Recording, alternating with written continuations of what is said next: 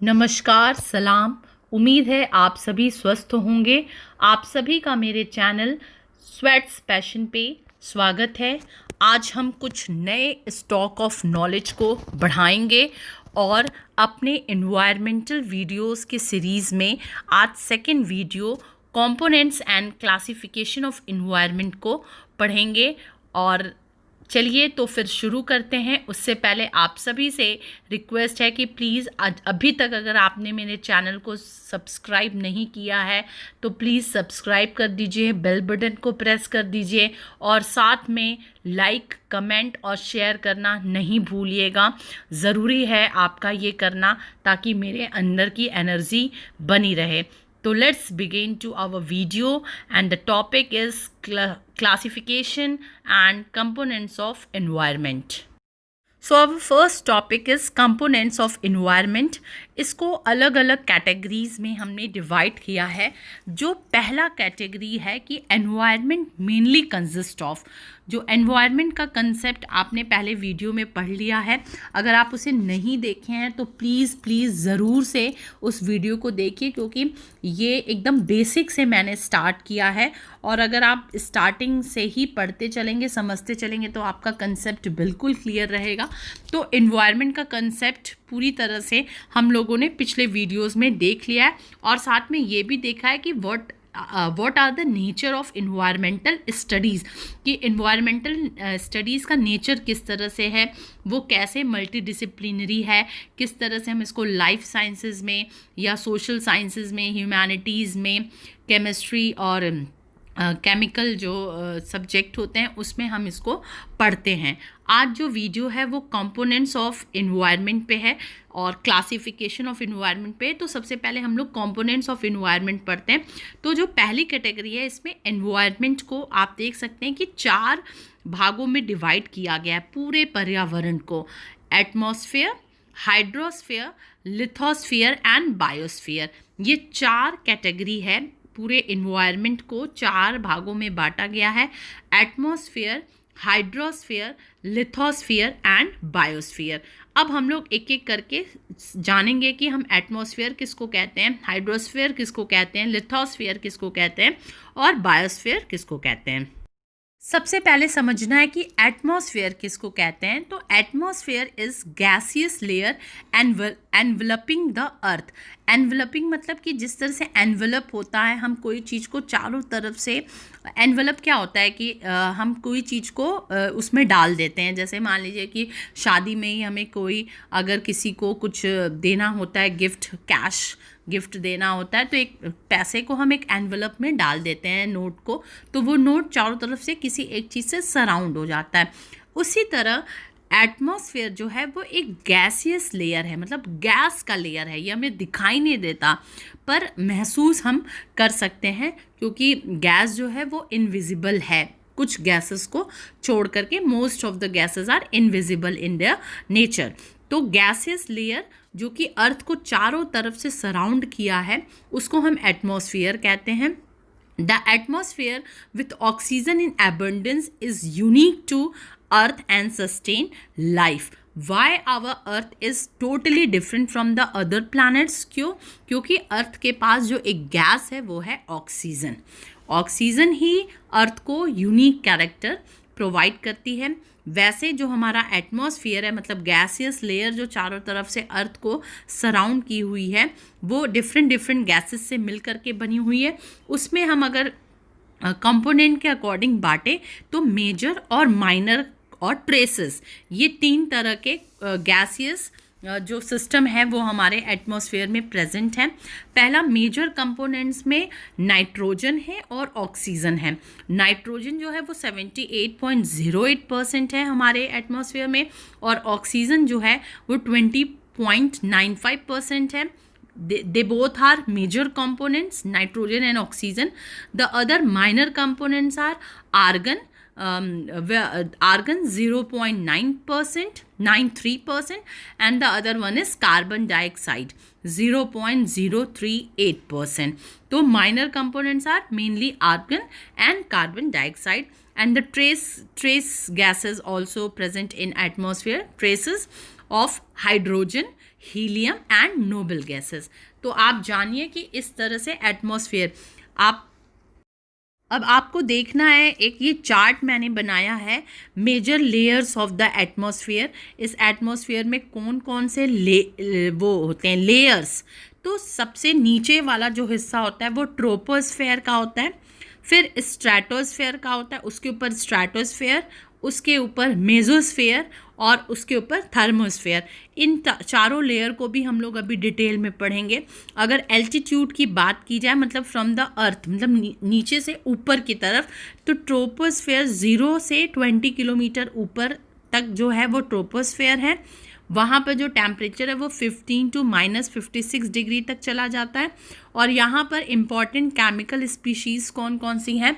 Nitrogen, oxygen, carbon dioxide and water vapour. फिर troposphere के ऊपर जब हम जाएंगे तो स्ट्रेटोस्फेयर आता है, वो है 20 से 50 किलोमीटर्स के रेंज में, और यहाँ पर टेम्परेचर ऑलमोस्ट -56 से -2 तक चला जाता है। ओजोन, और यहाँ पर जो इम्पॉर्टेंट केमिकल स्पीसीज़ है वो ओजोन है। फिर मेसोस्फेयर से वो 50 से 85 किलोमीटर एल्टीट्यूड में पाया जाता है, और ये यहाँ -2 से -92 ऑलमोस्ट टेम्परेचर जाता है। और ऑक्सीजन और नाइट्रिक ऑक्साइड जो हैं ये they both are important chemical species. और फिर सबसे ऊपर जो थर्मोस्फेयर है वो 85 किलोमीटर से 500 किलोमीटर्स तक थर्मोस्फेयर है। मतलब आप जब अर्थ से ऊपर की तरफ जाएंगे तो 85 से 500, यहाँ टेम्परेचर का रेंज है -92 से 1200 तक। और आप जान रहे हैं कि टेम्परेचर वेरिएंट होते रहते हैं। यहाँ पर जो केमिकल स्पीशीज़ है वो ऑक्सीजन है और नाइट्रिक ऑक्साइड है। आप सोर्स देख सकते हैं। तो ये major layers of the atmosphere हैं। अब चूंकि हम लोग एटमॉस्फेयर पढ़ रहे हैं, मतलब जो कंपोनेंट ऑफ एनवायरनमेंट है उसमें सबसे पहला हम लोगों ने एटमॉस्फेयर उठाया। एटमॉस्फेयर को समझा कि ये गैसियस लेयर है जो कि चारों तरफ से अर्थ को सराउंड किया रहता है, और इसमें ये 4 लेयर्स पाए जाते हैं। तो सबसे पहला भी हम लोगों ने पिछले चार्ट में देखा ट्रोपोस्फेयर और स्ट्रेटोस्फेयर, मेसोस्फेयर और थर्मोस्फेयर को। अब एक एक करके कैटेगरी हम लोग उठाते हैं। सबसे पहला स्टार्ट करते हैं thermosphere. It is the place where all weather take place. आप याद रखिए कि इस तरह से क्वेश्चंस आ जाते हैं कहीं भी कॉम्पिटिटिव एग्जामिनेशंस में या कहीं भी, कि किस लेयर में कौन सी एक्टिविटी होती है। जैसे किस लेयर में वेदर सबसे ज़्यादा चेंजेस होते हैं, किस लेयर में एयरक्राफ्ट उड़ाए जाते हैं, कहाँ ओजोन पाया जाता है। तो ये सब आपको पता होना चाहिए। तो जो सबसे पहला थर्मोस्फेयर है, मतलब अर्थ से ठीक जो हमने बताया कि 0 से लेकर के ऑलमोस्ट 20 किलोमीटर्स ऊपर तक जो लेयर होती है वो थर्मोस्फेयर की होती है। और यहाँ पर सारे वेदर पाए जाते हैं। आप देखते ही हैं कि सर्दी, गर्मी, जाड़ा, बरसात सभी वेदर दिख रहे हैं। There is thin buffer zone between the troposphere and the next layer called tropopause. जब ट्रोपोस्फेयर से हम ऊपर जाएंगे तो हमने आपको बताया कि ट्रोपोस्फेयर से ऊपर स्ट्रेटोस्फेयर पड़ेगा, पर दोनों के बीच में एक ट्रोपोपॉज भी पड़ता है। ठीक है, तो ट्रोपोस्फेयर, फिर ट्रोपोपॉज और फिर स्ट्रेटोस्फेयर। तो the troposphere extend from the surface of the earth to the height of approximately 30,000 feet at the polar region to approximately 56,000 feet at the equator with some variation due to weather। अब अगर हम इसकी height देखें, अभी हमने तो kilometre में बात की थी, पर अगर फीट में बात करें तो ऑलमोस्ट पोल से, ठीक है, पोलर रीजन मतलब नॉर्थ पोल और साउथ पोल से अगर इसकी हाइट देखा जाए ट्रोपोस्फेयर की तो ऑलमोस्ट 30,000 फीट ऊपर तक है।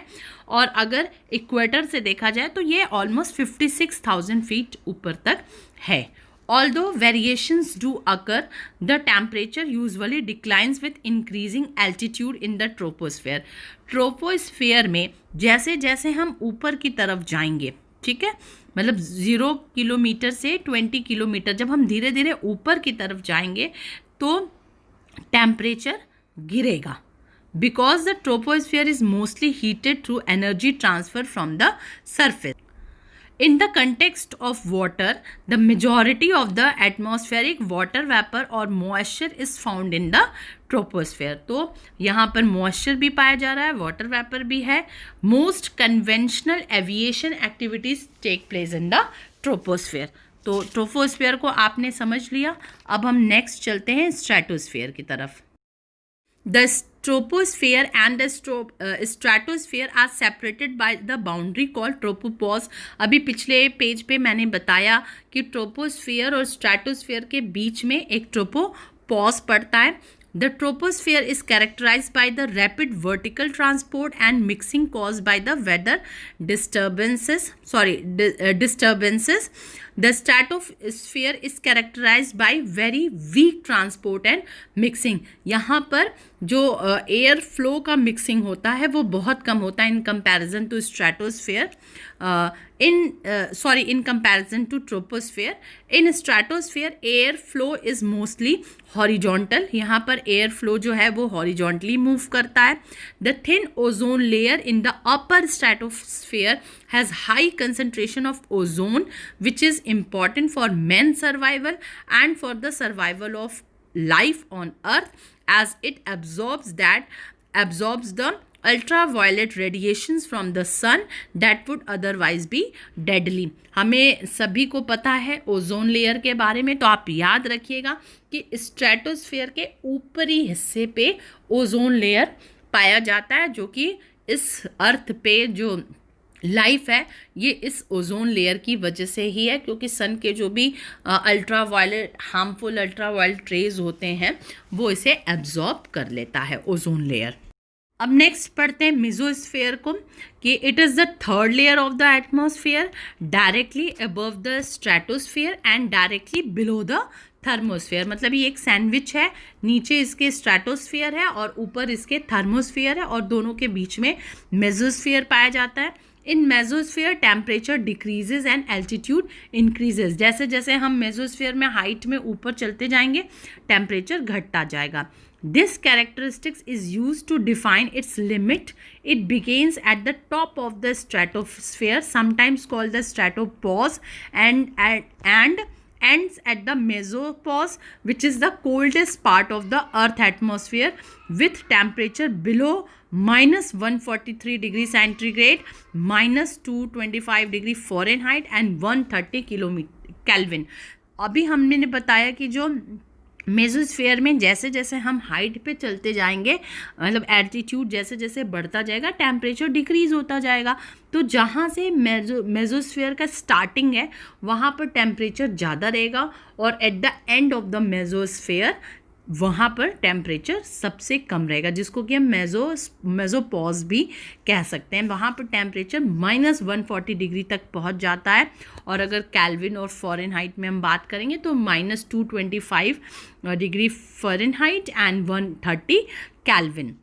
The stratosphere and the mesospheres are sometimes collectively referred to as the middle atmosphere. इसलिए कभी कभी कहीं कहीं जैसे स्ट्रेटोस्फेयर और मेसोस्फेयर्स को कहीं कहीं एक साथ मिलकर के मिडिल एटमॉस्फेयर भी कहा जाता है, क्योंकि सबसे जो नीचे होता है वो ट्रोपोस्फेयर होता है, और फिर स्ट्रेटोस्फेयर और मेसोस्फेयर को मिला करके मिडिल एटमॉस्फेयर, और फिर नेक्स्ट वन इज थर्मोस्फेयर. तो ऐसे अलग अलग तरह से इसके नोमेनक्लेचर होते हैं. नेक्स्ट अब हम लोग थर्मोस्फेयर पढ़ रहे हैं. It is the layer in the earth's atmosphere directly above the mesosphere and below the exosphere. इसको भी बोल सकते हैं कि ये मेसोस्फेयर के ऊपर वाले हिस्से पे पाया जाता है और एक्सोस्फेयर के नीचे. With in this layer of the atmosphere ultraviolet radiations cause photoionization of molecules, creating ions in the ionosphere. Taking its name from the Greek meaning heat, the thermosphere began at about 80 kilometers above sea level. The International Space Station orbits the Earth within the middle of the thermosphere between 408 to 410 kilometers. तो आप याद रखिए कि जो international space station है वो इसी thermosphere में इस्टेब्लिश की जाती है, वहीं पर इसको सेटल किया जाता है इंटरनेशनल स्पेस स्टेशन को, जो कि लगभग अर्थ से 408 से लेकर के 410 किलोमीटर की ऊंचाई पे होता है। The earth with in the middle of the thermosphere तो 600 तक है ऑलमोस्ट, तो ये थर्मोस्फेयर के मिडल में इंटरनेशनल स्पेस स्टेशन ऑर्बिट को सेट किया गया है।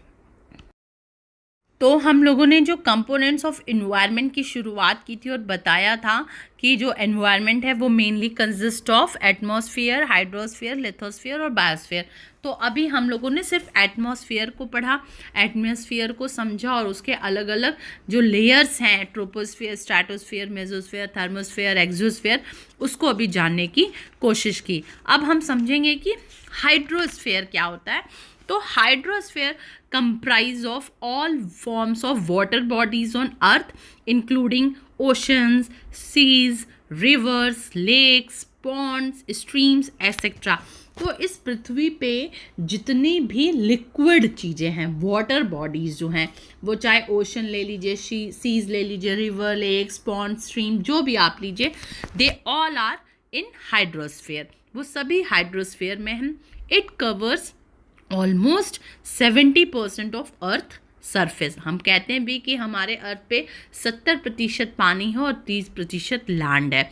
तो हाइड्रोस्फीयर 70% ऑक्यूपाई किया है space. 97.5% of water found in on earth in the oceans in the form of salt water.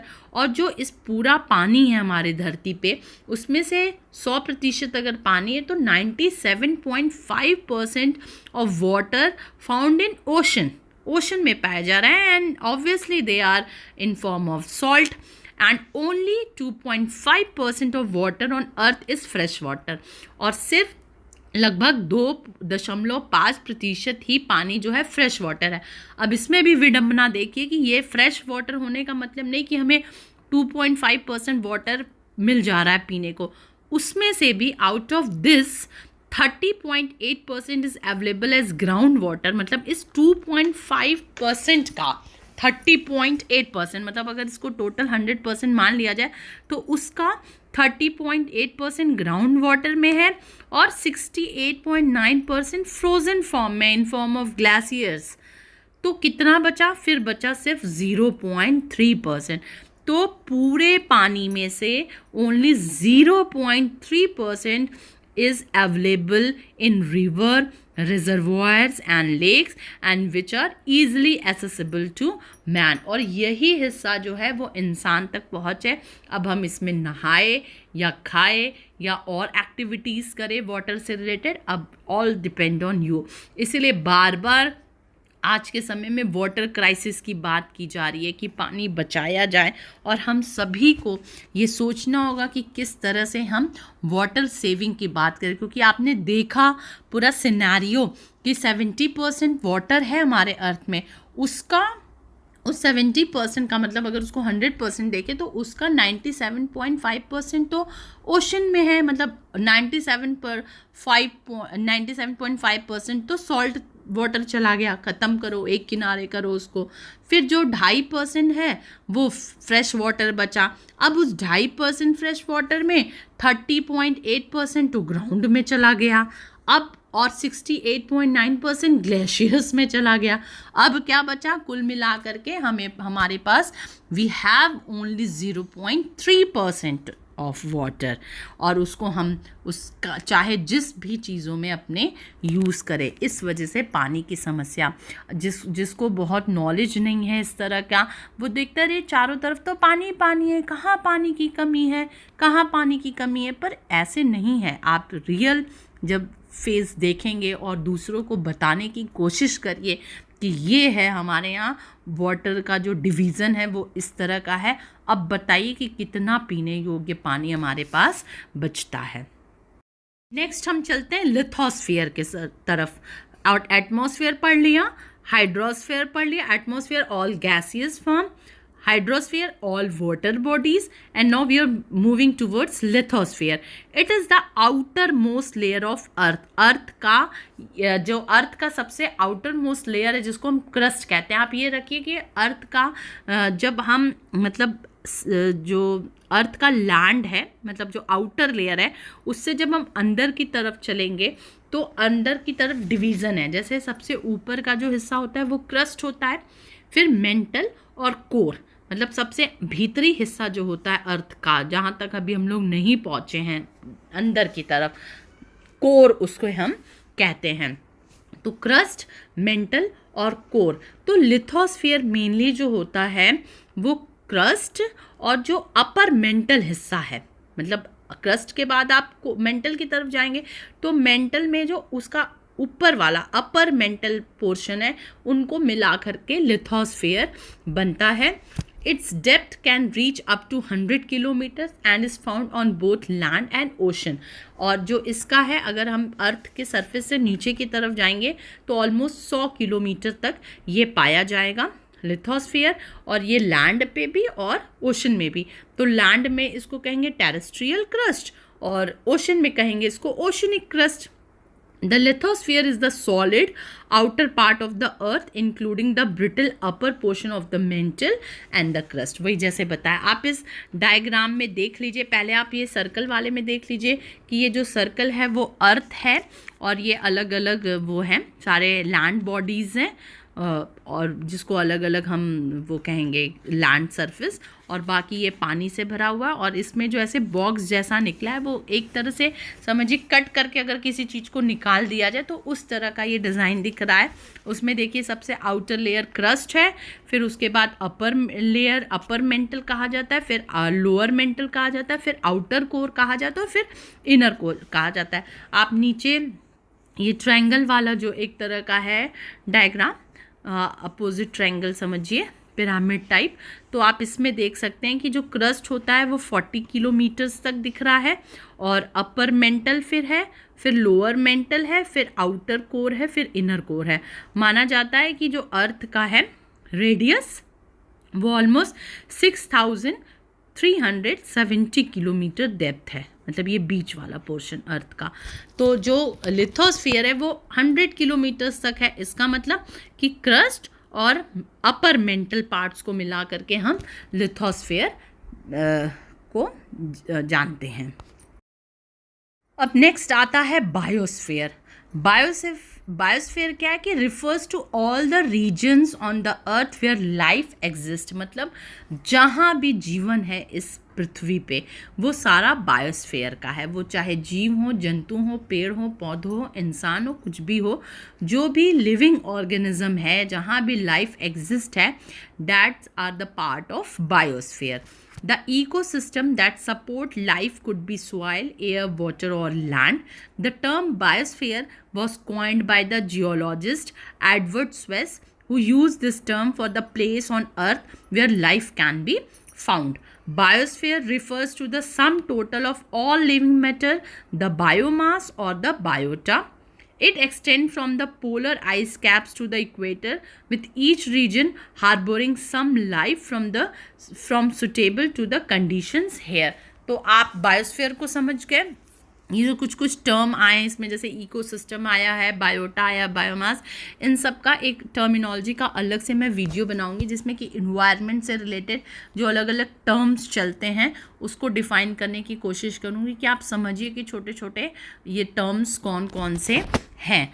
तो उसको आगे हम रखते हैं। तो फिलहाल पहला क्लासिफिकेशन हम लोगों ने देखा, एनवायरनमेंट के कंपोनेंट्स अलग अलग देखे, जिसमें एटमॉस्फेयर देखा जो पूरा गैसियस लेवल है, उसके चारों लेयर्स देखे, troposphere, stratosphere, mesosphere, thermosphere and last one is exospheres. उसके बाद से हम लोगों ने एटमॉस्फेयर देखने के बाद हाइड्रोस्फेयर देखा जो कि पूरा वाटर बॉडीज़ है, लिथोस्फेयर देखा जो कि लैंड है जिसमें क्रस्ट और अपर मेंटल का पोर्शन मिला के लिथोस्फेयर बनता है, और फिर बायोस्फेयर देखा कि अर्थ का वो सभी हिस्सा जहाँ पर जीवन है उसे हम बायोस्फेयर कहते हैं। अब नेक्स्ट क्लासिफिकेशन देखा जाए तो इट कैन ऑल्सो बी रफली divided into 2 types, micro environment and macro environment. Micro environment क्या होता है कि refers to the immediate local surrounding of the organism, its immediate surrounding है ना। And macro environment refers to all the physical and biotic conditions that surround the organisms externally, कि जितने भी physical और बायोटिक, मतलब फिजिकल और biotic, या abiotic और बायोटिक हम कह सकते हैं। वो सारे कंडीशंस जो कि ऑर्गेनिजम्स को सराउंड किए होते हैं वो मैक्रो एनवायरनमेंट होते हैं। तो आप ये भी एक क्लासिफिकेशन, इसको बहुत ज़्यादा यूज़ नहीं किया जा सकता इस क्लासिफिकेशन को। फिर जो नेक्स्ट क्लासिफिकेशन हम पढ़ेंगे that is more important. Our next classification is physical environment, which is also called abiotic environment, and other one is biotic environment. What is physical environment? So refers to all abiotic factors or conditions like temperature, light, rainfall, soil, minerals, etc.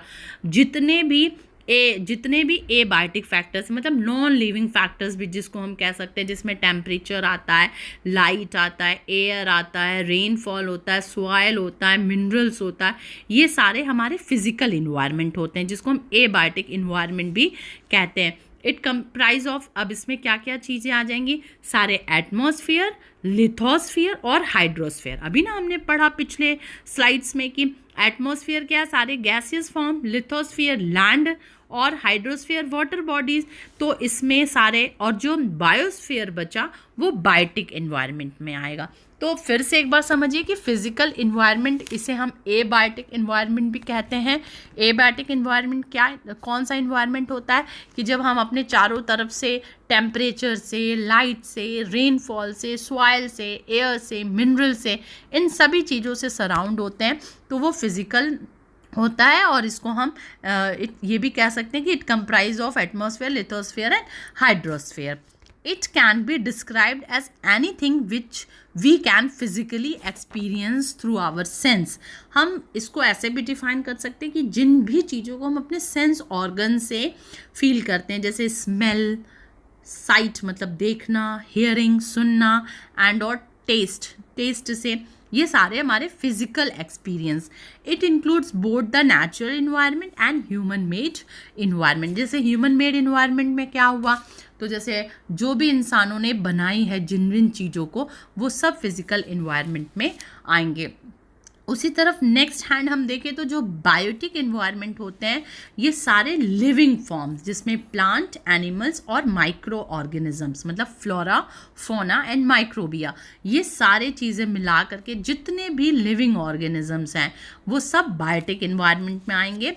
Biotic components are typically sorted into these three main categories. हम जो biotic components है उसको तीन main divide करते हैं, producers और consumers and decomposers. आपको पता है कि प्रोड्यूसर्स क्या होते हैं?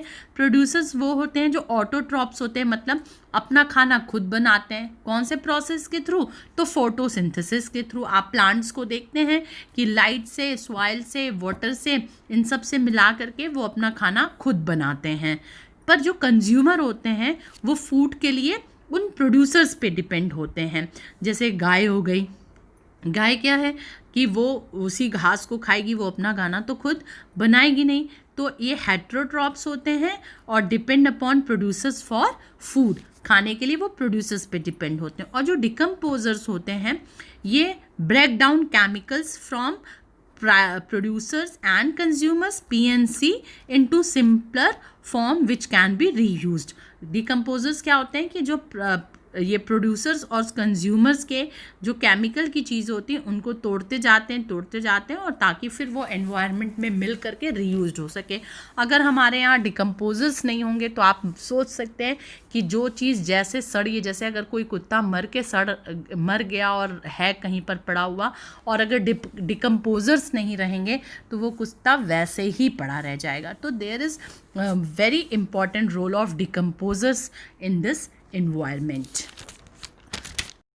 एक क्लासिफिकेशन हम और देखते हैं इन्वायरमेंट का, physical environment, biological environment and cultural environment. ये डायग्राम के थ्रू आप देख सकते हैं। फिजिकल इन्वायरमेंट क्या क्या होते हैं, अभी मैंने पीछे बताया, एटमॉस्फेयर, हाइड्रोस्फेयर और लिथोस्फेयर।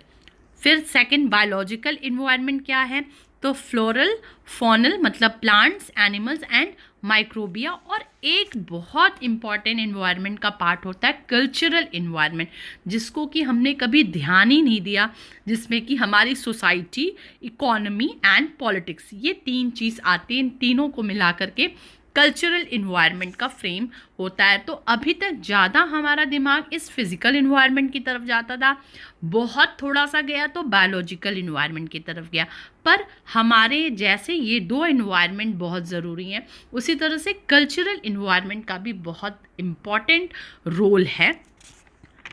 आप देख सकते हैं कि of these we are more concern with the physical environment from our perspective, as the cultural environment and biological environment are left to specialist like economist and biologist. तो अभी तक इनके ऊपर बहुत ज़्यादा फोकस नहीं गया। अब हम समझे कि कल्चरल इन्वायरमेंट क्या होता है। The cultural environment gives an idea of learned behavioural traits, those are shared by a members of society.